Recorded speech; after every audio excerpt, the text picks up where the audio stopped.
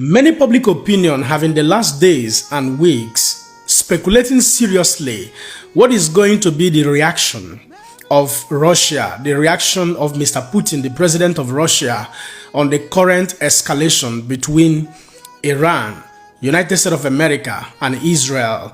How Moscow is going to react to that latest development. Many were saying in a strong term that Russia is likely to come into that very fight. While some insisted equally that Russia is going to be very neutral at this material time.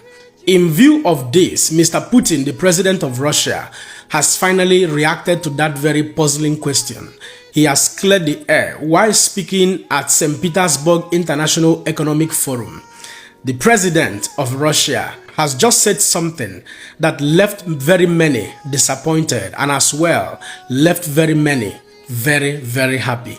Listen to Mr. Putin. Хочу обратить ваше внимание, что в Израиле проживает почти 2 миллиона человек, выходцев из бывшего Советского Союза и Российской Федерации. Это почти русскоговорящая страна сегодня. Вот.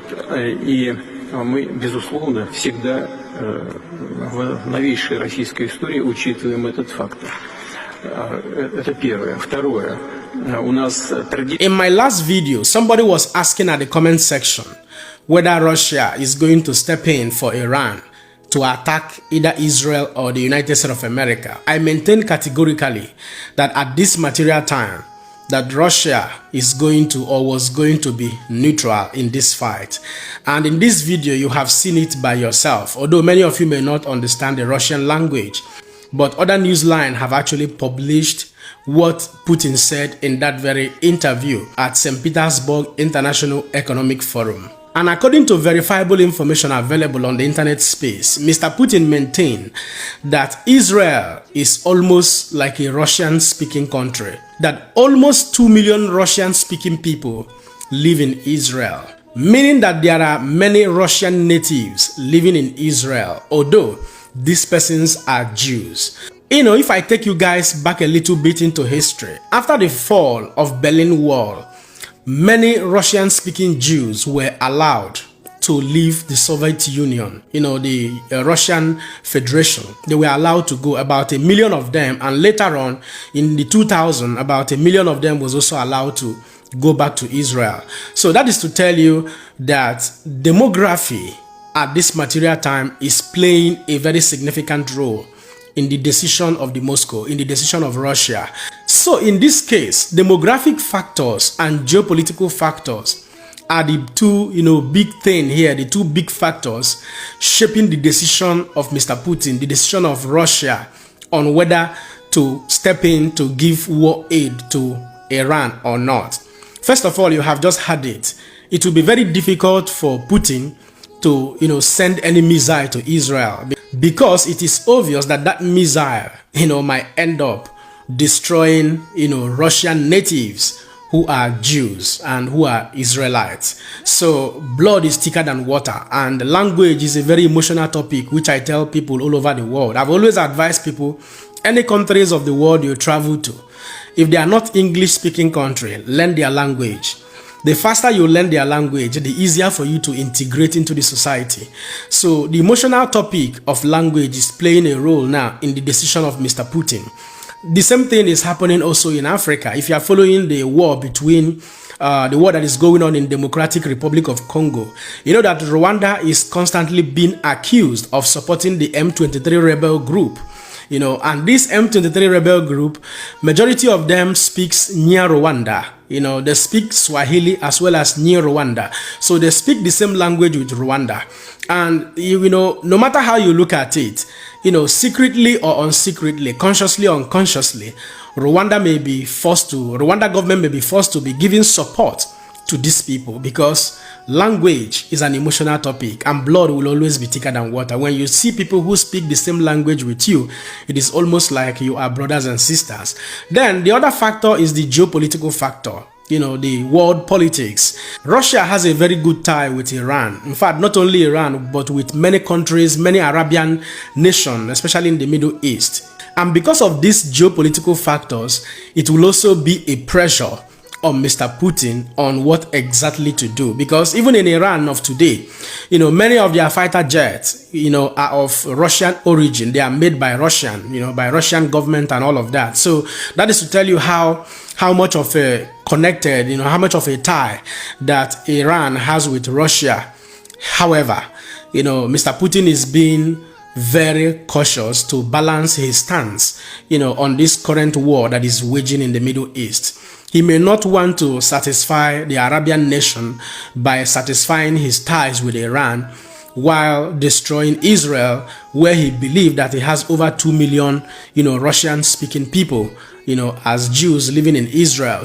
And you also must not forget that Putin has a very sound relationship with Donald Trump, the president of the United States of America. Their relationship is very meaningful to the both of them. So Putin may not want to do some type of things that will make the relationship go south. Don't forget that Russia will also be very much interested in coming out of all the sanctions that has been given to them by the United States of America.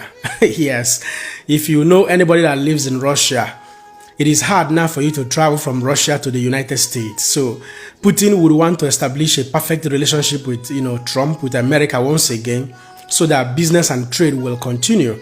In Russia, you can only get diplomatic visas. You can't get student visas, travel visas, and all of that. It is very hard. You can't. So Putin needs that relationship with Trump. Whether you like it or not, every country wants their economy to grow. So this is to tell you that Putin's hands are actually very tied at this material time. So it's a very delicate situation, and that means that he will likely remain neutral. Don't forget that he has in the past offered to be a mediator to bring peace between Israel and Russia.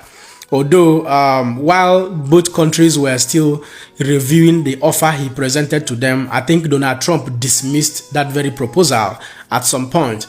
So it is a very delicate situation at the moment, and this is one of the reasons why I said the escalation may not go on as expected, because Russia also has capacity in terms of military weapons. But that does not mean that Russia can match the military strength of the United States of America. There is a lot. If you have listened to the Secretary of Defense from the United States of America and hear the preparedness, how many aircraft, fighter jets that participated in that very mission of destroying this nuclear uranium enrichment site in Iran, you will understand what it means to possess both strength, might, intelligence, experience, and at the same time, what it means to have systems and structures and a workable, culture of excellence. So at this point, it has been established that Russia is not participating in this war, any further. They will continue to play, neutrality, offer peace resolution, peace advocacy, and all of that. However, the ultimate prayer from myself personally is that peace will come to reign at the end of the day, that Iran should come on a round table once again with the United States of America and Israel, since the uranium enrichment site has been the loggerhead, has been the bottleneck, and it has been destroyed. It is very sad, however, but moving forward, peace needs to reign. Otherwise, if Iran decides to go the other way around, like Mr. Donald Trump has said, that it is either peace or more tragedy for Iran. This is not to say that I am an advocate of violence, but it is more better to have peace than to engage in this brutal combat with the United States of America in direct confrontation. Indeed, it is going to be brutal because American government is fully prepared beyond your imagination. At this point, I will allow you guys to be the judge. Don't forget to let me know what you think in the comment section and share this video. Man, another person see am. God bless you.